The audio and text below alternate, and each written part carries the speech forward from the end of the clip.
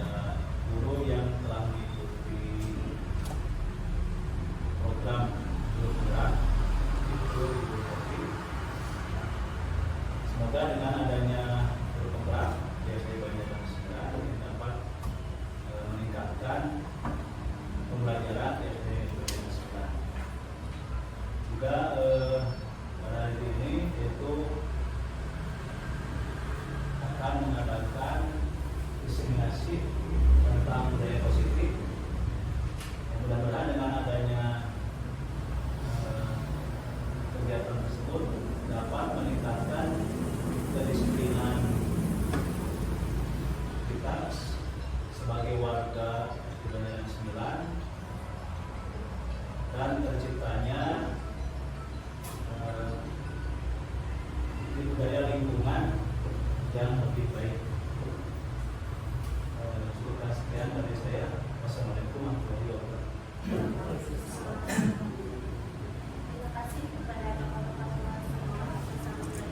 Kemudian acara selanjutnya yaitu sambutan dari Rektor PKL Sejawat.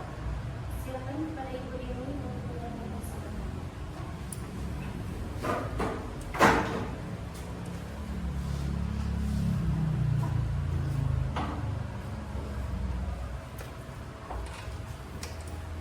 Bismillahirrahmanirrahim. Assalamualaikum warahmatullahi wabarakatuh.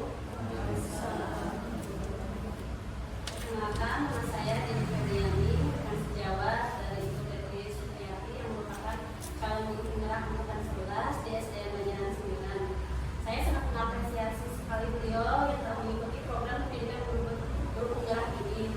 Mudah-mudahan dengan beliau mengikuti guru penggerak ini bisa membawa dampak positif bagi sekolah kita, dan semoga rekan-rekan kita semua bisa mengikuti jejak beliau untuk mengikuti guru penggerak ini.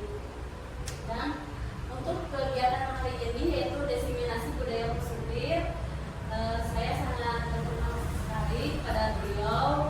Mudah-mudahan dengan adanya kegiatan ini ilmu kita bertambah, terus kita juga bisa menerapkannya dalam kegiatan kita sehari-hari dalam kegiatan pembelajaran.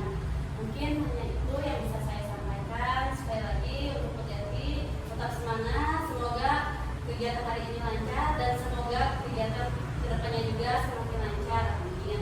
Terima kasih. Assalamualaikum warahmatullahi wabarakatuh. Waalaikumsalam warahmatullahi wabarakatuh. Terima kasih kepada Ibu Dini atas sambutannya.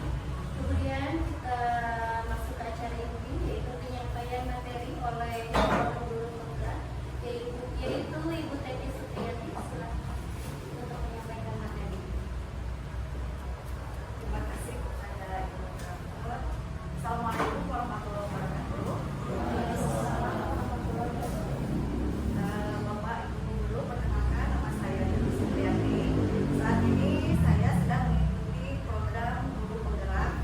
Saya berada di angkatan 11. Angkatan 11 ya. Sudah mulai dari bulan Juni awal, sekarang sudah masuk kepada modul 1.4. Di sini saya memiliki tugas yaitu membuat aksi nyata tentang diseminasi, artinya menularkan kembali apa yang telah saya dapatkan ilmu dalam pendidikan guru penggerak ini yang ada di modul 1.4 yaitu budaya positif.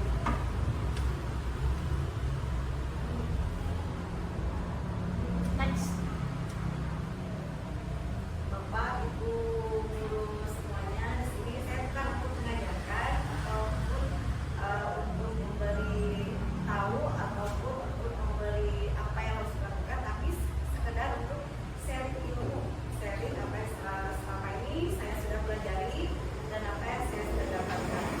Adapun tujuan hari ini kita bersama di sini yaitu untuk menyampaikan pemahaman terhadap konsep-konsep kunci dalam modul budaya positif, yaitu perubahan paradigma belajar, disiplin positif, motivasi perilaku manusia, kebutuhan dasar manusia, posisi kontrol, restitusi keyakinan kelas, dan segitiga responsif.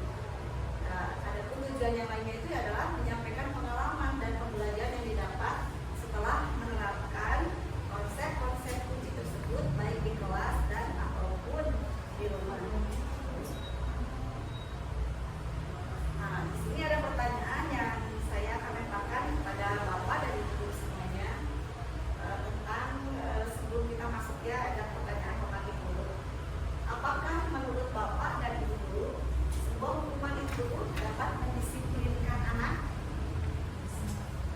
Bisa. Bisa jadi. Tidak selalu. Tidak selalu. Bisa jadi ya hukuman, baik ini hukuman verbal maupun non verbal. Yang kedua, apakah pemberian hukuman dengan hal positif seperti baca atau membersihkan halaman sekolah dapat meningkatkan disiplin anak? Tidak selalu. Tidak selalu. Tergantung karakter anaknya. Ya, tergantung karakter anaknya. Yang ketiga, apakah memberikan penghargaan dapat meningkatkan motivasi belajar? Bisa. Bisa.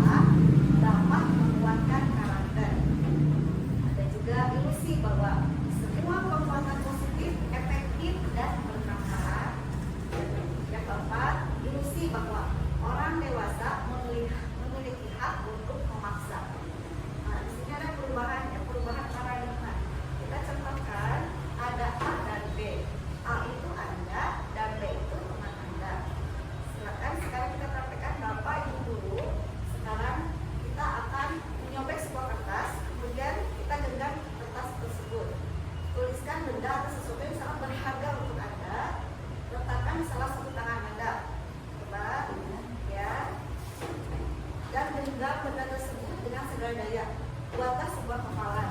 Nah ini adalah kan kita genggam. Kemudian pasti teman Anda akan mencoba dengan sekuat tenaga dengan berbagai cara apapun yang dia bisa untuk meminta Anda membuka benda tersebut. Bisa dengan membujuk Anda, ya, kemudian mengancam, apapun menghargai, menyuap, atau apa saja agar kita hafalan anak Anda tersebut. Apakah Bapak Ibu bisu? Pasti teman Anda ingin tahu kan? Kalau ingin tahu pasti ada yang membujuk, mengancam, atau apapun segala macam. Nah, perubahan paradigma stimulus respon. Bila kita ingin membuat kemajuan perlahan, sedikit ubahlah sikap atau perilaku kita. Jadi kalau kita ingin berubah untuk kemajuan yang arah lebih baik itu harusnya sikap dan perilaku kita sendiri yang harus diubah. Namun bila kita ingin memperbaiki cara-cara utama kita, maka kita perlu mengubah kerangka acuan kita. Ubahlah bagaimana Anda melihat dunia. Jadi ubahlah bagaimana cara Anda melihat dunia, bagaimana Anda berpikir tentang manusia. Ubahlah paradigma Anda, skema pemahaman dan penjelasannya. Ada aspek-aspeknya tertentu seperti tentang realitas. Di sini ada stimulus dan respon. Realitas, kita tahu bahwa dalam realitas kita mengerti bahwa kebutuhan semua orang itu sama. Padahal dalam teori kontrol, realitas kebutuhan kita antara orang dengan orang lain pasti berbeda. Kemudian semua orang memiliki hal yang sama. Semua orang memiliki hal yang sama. Kita akan coba merubahnya bahwa setiap orang memiliki gambaran yang berbeda-beda. Kemudian ada stimulus respon. Kita mencoba mengubah agar orang berpandangan sama dengan kita. Kita punya pendapat, orang lain juga harus punya pendapat dong yang sama dengan kita. Nah, teori kontrolnya, semua perilaku memiliki tujuan. Ada stimulus respon bahwa orang lain bisa mengontrol saya.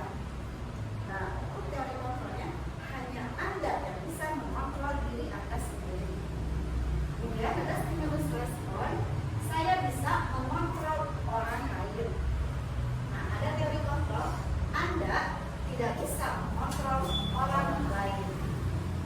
Kemudian pemaksaan ada pada saat bujukan gagal. Nah, ketika kita tadi membujuk untuk membuka kepala kita kan pasti ada kegagalannya. Kemudian kita pasti ada pemaksaan. Nah, itu ada teori kontrol.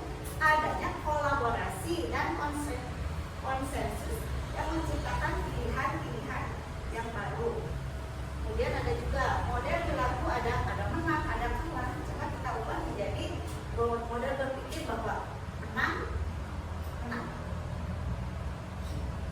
ada pun latar belakangnya yaitu seorang murid yang baik harus memiliki kemampuan dalam mewujudkan budaya positif baik di kelas maupun di sekolah. Apa tujuannya? Hal ini bertujuan untuk menunjang perannya dalam memimpin pembelajaran yang berpihak pada murid.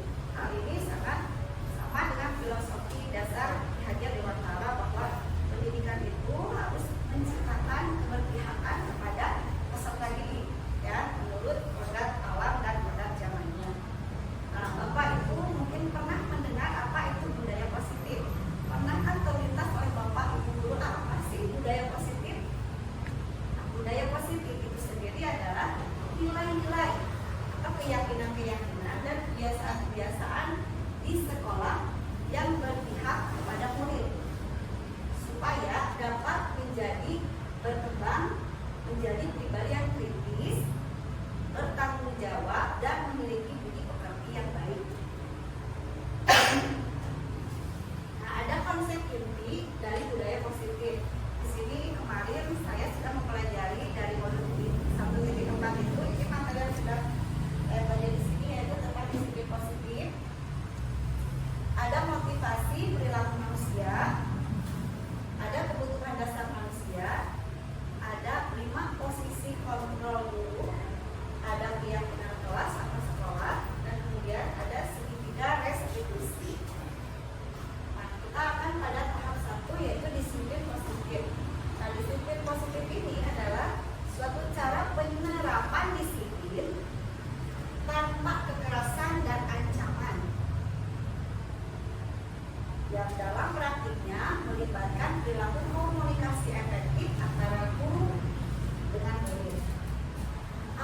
tujuan dari disiplin positif? Nah, tujuan dari disiplin positif ini yaitu untuk menanamkan motivasi pada murid-murid kita, yaitu untuk menjadi orang yang mereka inginkan dan menghargai diri sendiri dengan nilai-nilai yang mereka percaya. Apabila murid telah memiliki motivasi intrinsik, maka akan berdampak panjang. Motivasi ini tidak terpengaruh pada adanya hukuman ataupun hadiah. Mereka akan tetap berlaku baik dan berlandaskan nilai-nilai kebajikan karena mereka ingin menjadi orang yang menjunjung tinggi nilai-nilai yang mereka hargai atau mencapai suatu tujuan yang mulia. Adapun nilai-nilai kebajikan, di sini kita perlu tahu tentang profil pelajar Pancasila. Nah, dari disiplin positif ini pastinya nanti akan membawa murid pada nilai kebajikan, yaitu sesuai dengan profil pelajar Pancasila yang selalu kita tanamkan kepada murid-muridnya, Bapak Ibu semuanya. Yang ke-1 yaitu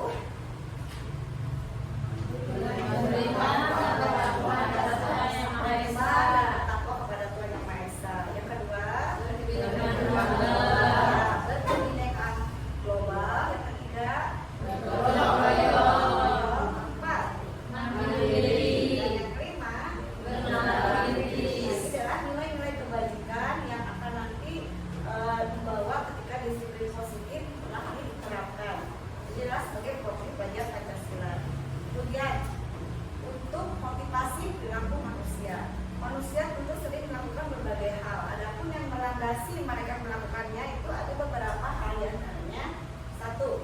Untuk menghindari ketidaknyamanan atau hukuman.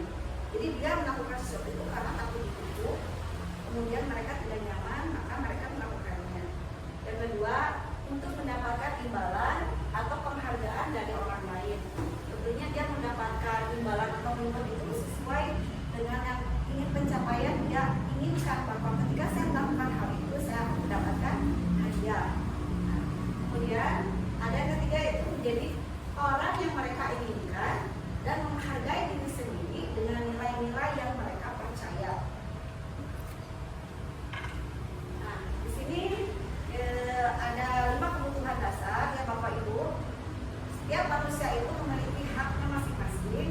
Haknya ini dilandasi dengan kebutuhan yang mereka dasari. Mereka ingin bahwa setiap tindakannya memenuhi kebutuhan dasar mereka, survival, untuk bertahan hidup.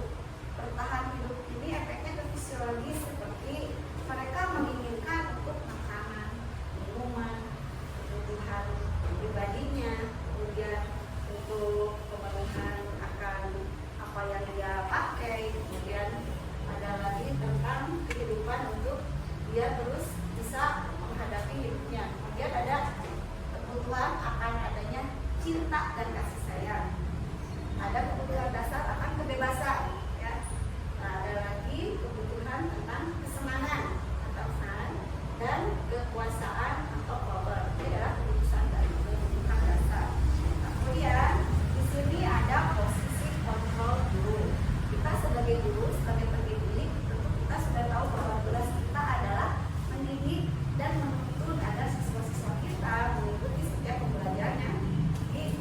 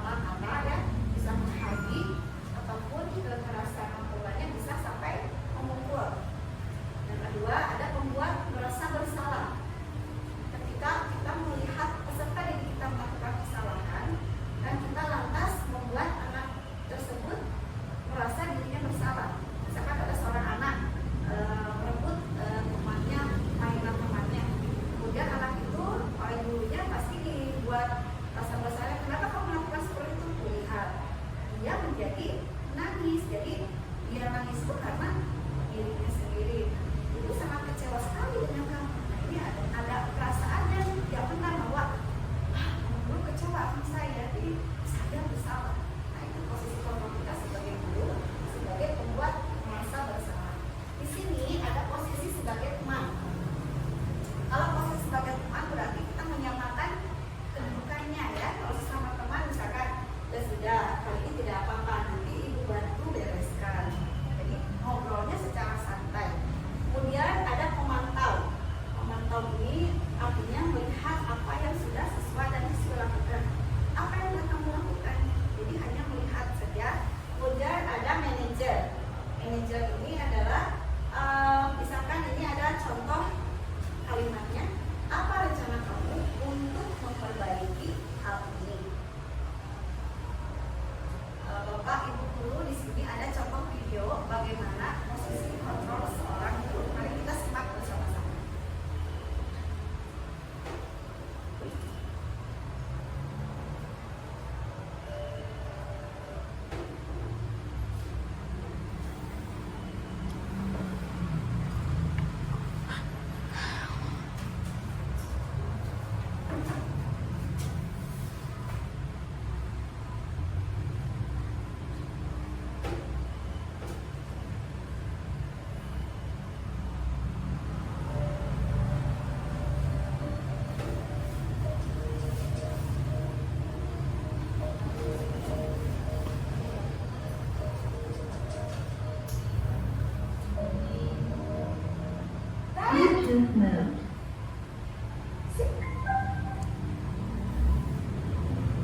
Selamat pagi, Bu.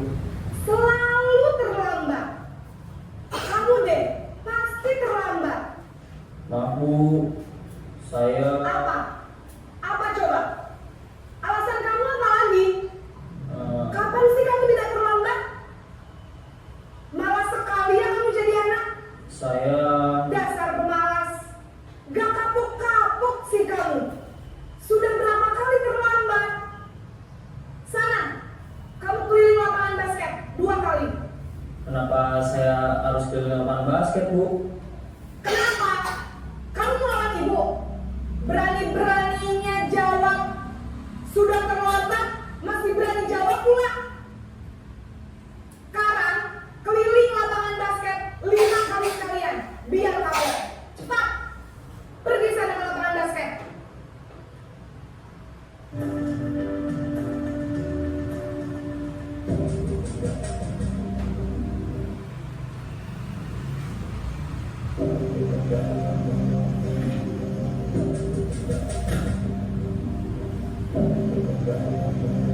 Naren!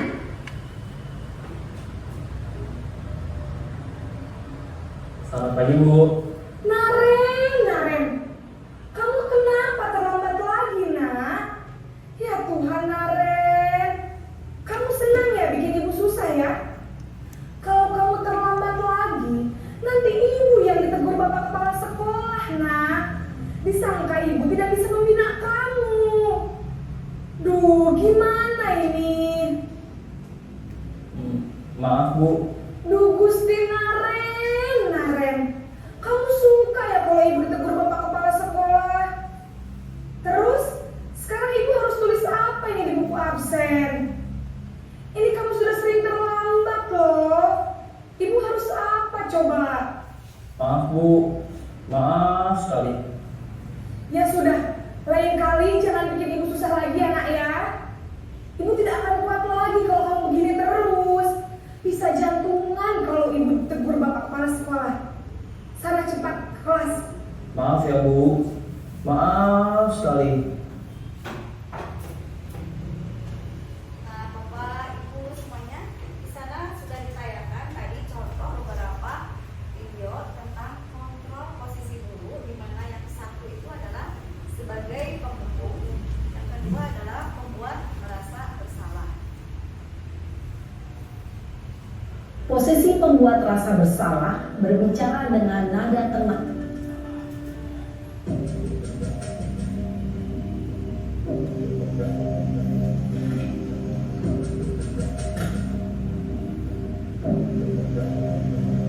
Naren,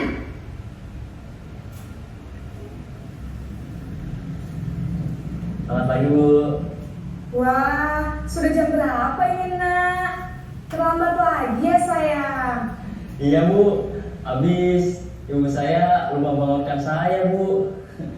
Kamu malah menyalahkan ibu kamu. Kamu bukannya anak yang larinya paling kencang. Kok terlambat sih? Iya, Bu. Saya memang terlambat bangun tadi. Jadi, biarpun saya lari kencang, tetap gak kekejar, Bu. Ya sudah sana. Nanti lain kali larinya lebih kencang lagi ya. Biar gak terlambat lagi. Bikin seneng ibu. Demi ibu. Bisa kan? Bisa lah, Bu. Ya sudah sana masuk kelas. Ibu beresin urusan absen kamu. Kamu ini ada-ada saja.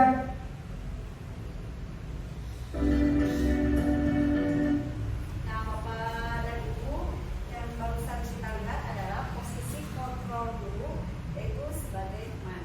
Video selanjutnya akan menjelaskan bagaimana posisi kontrol dulu itu sebagai pemantau atau monitor.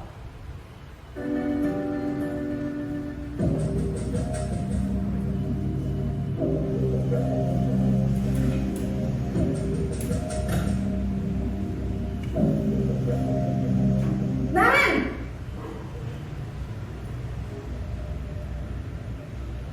Selamat pagi, Bu.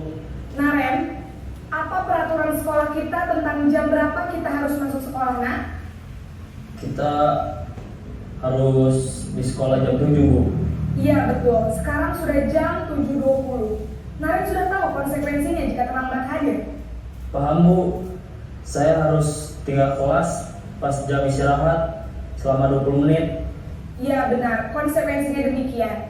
Jadi nanti jam 9.30 pas istirahat, kamu harus tinggal di kelas, kerjakan tugas tambahan untuk ketertinggalan kamu, ya? Baik, Bu.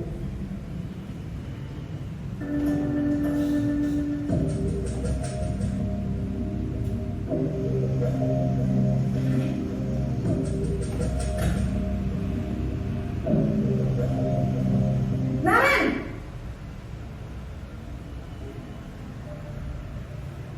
Selamat pagi, Bu. Selamat pagi, Naren. Maaf, Bu. Saya terlambat. Iya, sekolah masuknya jam 7, sekarang sudah jam 7.20. Jadi sekarang bagaimana ini, Naren? Maaf, Bu. Saya lupa setel alarm saya semalam. Baiklah, menurut kamu, keyakinan sekolah yang mana yang perlu kamu tingkatkan? Menghargai diri sendiri dan orang lain mungkin, ya, Bu. Setuju. Jadi, apakah Naren meyakini prinsip saling menghormati tersebut? Iya, Bu. Saya meyakininya. Apakah Naren bersedia memperbaiki masalah keterlambatan ini? Bersedia, Bu. Bagaimana kamu akan perbaiki masalah keterlambatan ini? Saya akan coba untuk tidak lupa menyetel alarm saya, Bu. Baik, kalau Naren lupa menyetel alarm di rumah, ada orang yang kira-kira bisa bantu mengingatkan tidak? Ada, Bu. Kakak saya, Kak Emma. Ada lagi selain Kak Emma? Selain Kak Emma, ada ibu saya. Baik, jadi yang mengingatkan Naren adalah Kak Emma dan ibu kamu, ya?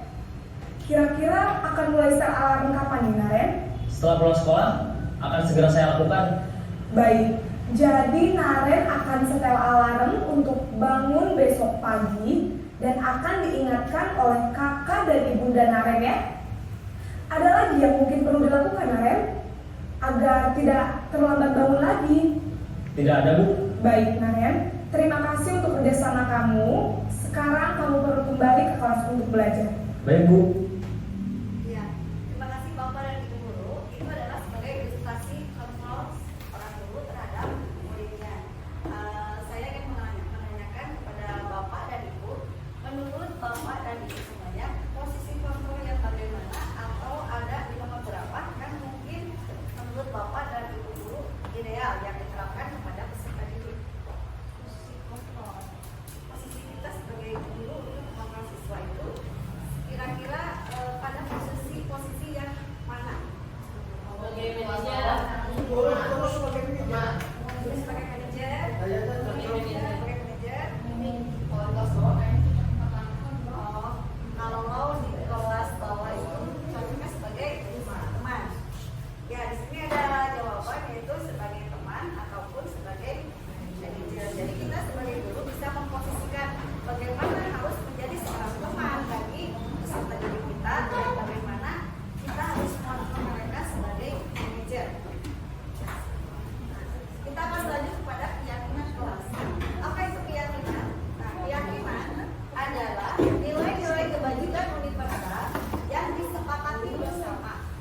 sepakati bersama secara tersirat dan bersurat, lepas dari latar belakang suku, negara, bahasa maupun agama.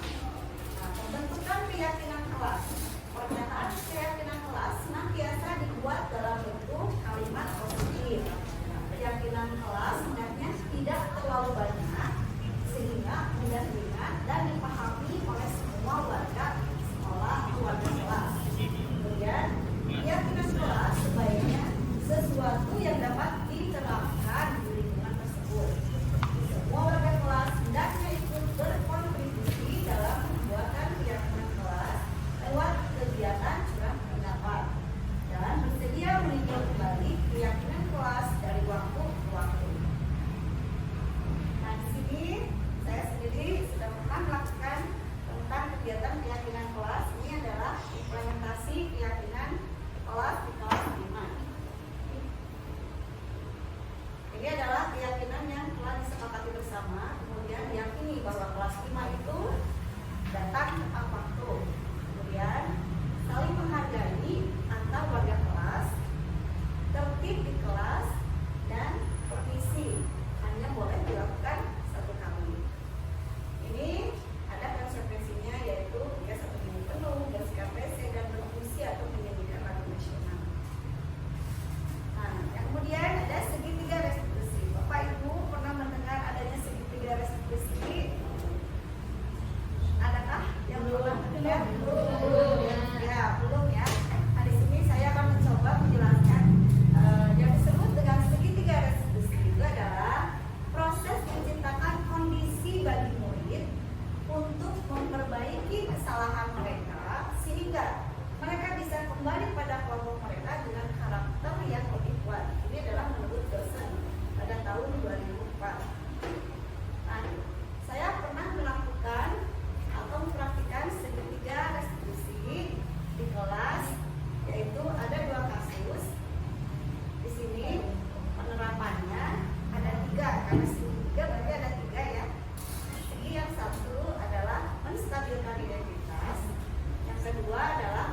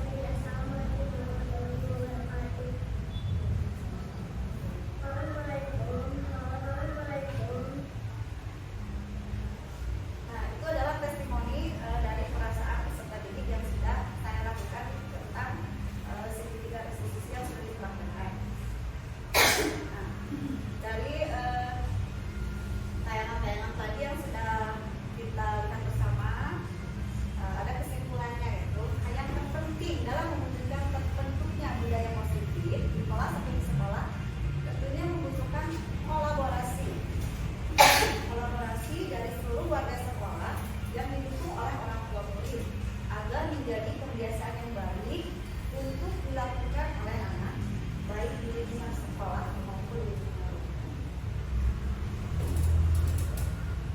Terima kasih Bapak dan Ibu Guru. Demikian pemaparan dari saya. Kurang lebihnya mohon maaf apabila ada salah.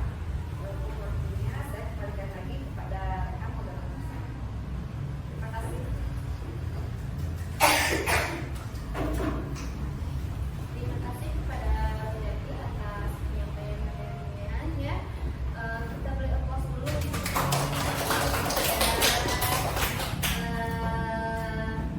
Nah, untuk acara selanjutnya itu kita ada kampanye jawab ya. Apa yang tadi sudah Bu Devi sampaikan ke kita semua, apabila ada dari rekan-rekan atau dari Bapak Kepala Sekolah ya, untuk menanyakan apa yang mau ditanyakan atau ada yang masih apa ya, harus bagaimana ya cara mengatasi seperti ini, boleh ditanyakan kepada pemateri yaitu Bu Devi apabila ada pertanyaan dari rekan. Apakah ada yang mau ditanyakan? Silakan kepada Mas Sony untuk bertanya. Silakan kepada Bu Devi untuk bertanya.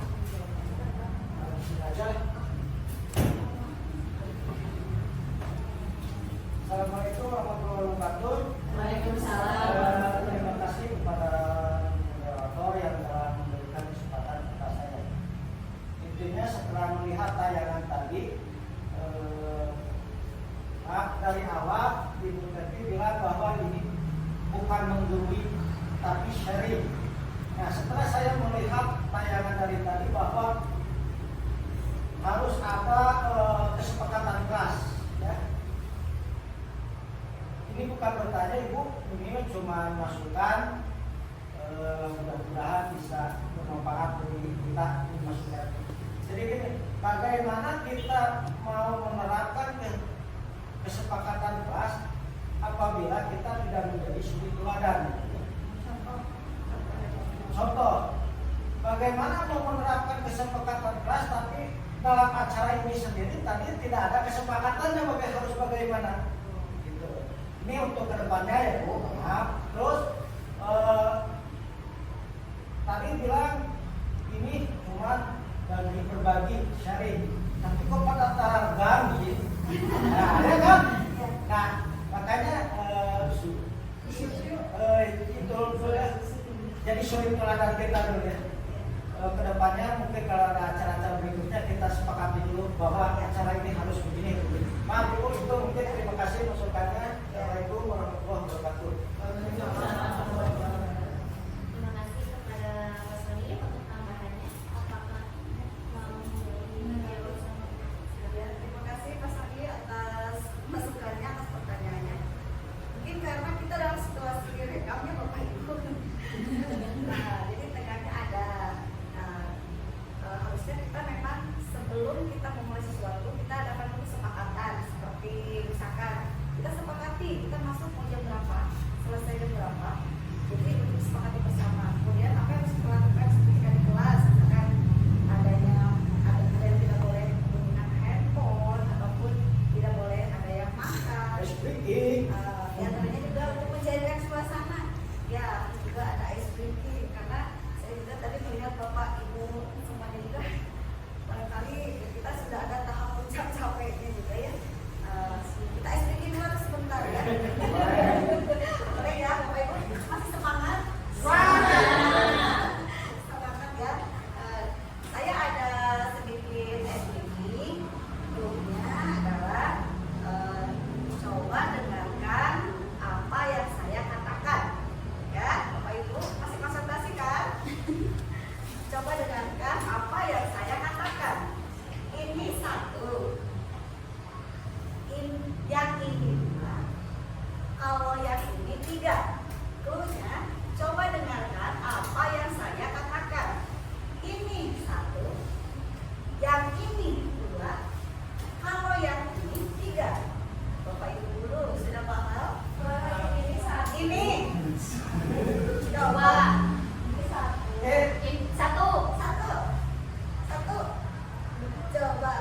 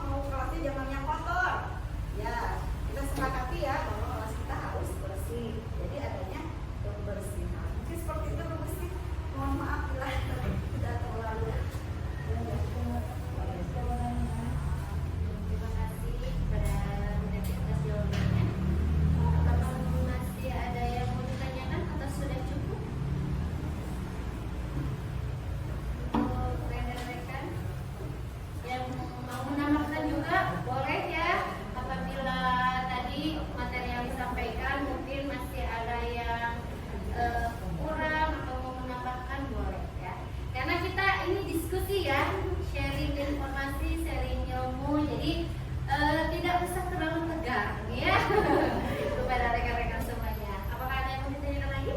Atau sudah cukup? Sudah cukup ya? Oh ada, silakan Bu Novi. Assalamualaikum warahmatullahi wabarakatuh. Waalaikumsalam. Maaf, tapi saya mau bertanya.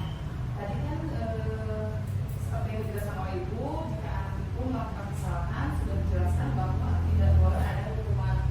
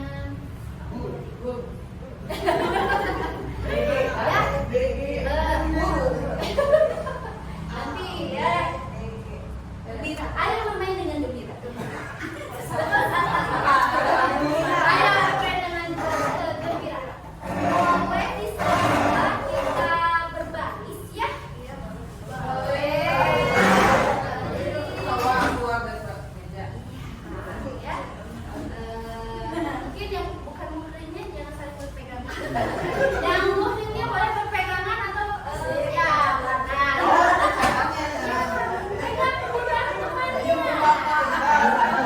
pegang pundak temannya. Nah, ini ada ini ya. Saya bilang ABDG. Sesungguhnya ya. Kalau sesungguhnya berarti kalau saya bilang maju berarti maju.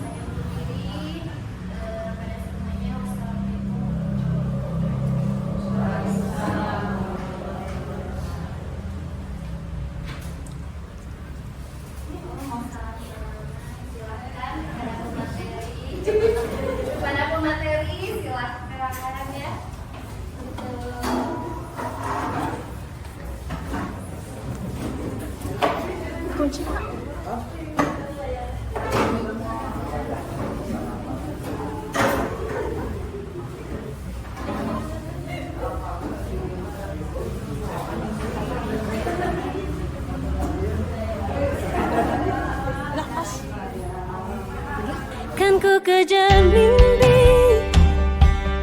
dan ku terbang tinggi.